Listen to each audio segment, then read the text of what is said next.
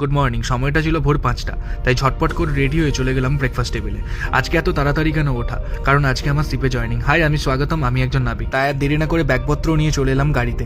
আর শেষবারের মতন হোটেলকে বিদায় জানিয়ে এই শান্ত পরিবেশের রাস্তার মধ্যে যেতে চারিদিকের এই পাহাড়ের সৌন্দর্য দেখতে দেখতে আর সুন্দর পরিবেশ দেখতে দেখতে সকালের কখন যে নিজের গন্তব্যে পৌঁছে গেছি তা আমি নিজেও জানি না।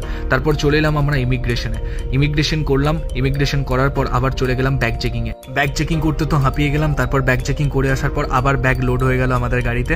এইবার আমরা চড়বো একটা ছোট্ট ভেসেলে। ওই ভেসেলটাই নিয়ে যাবে আমাদেরকে আমাদের গন্তব্যে, আমাদের জাহাজে। তাই খোরপোকানপুটকে টাটা বলে আমরা রওনা দিলাম আমাদের গন্তব্যে। সবাই নিজের পজিশন নিয়ে, আমিও আমার পজিশন নিয়ে বসে পড়লাম। কিন্তু এখানে কে আটকায়? আমরা সমুদ্রপ্রেমী মানুষ ভাই। সমুদ্রের পরিবেশ দেখতে দেখতে বড় হয়ে যাচ্ছি কতটা। তারপর দেখতে পেলাম আমাদের এই আস্ত বড় জাহাজটাকে, যেই জাহাজে আমরা সবাই মিলে একসাথে কাজ করব, কত আনন্দ করব। তারপর আমাদেরকে জাহাজে ওঠার একটা এক্সাইটমেন্ট কাজ করছিল। তারপর এই গ্যাংওয়ে ধরে ধরে আমিও উঠে পড়লাম, আমার সাথে সাথে সবাই উঠে পড়লো।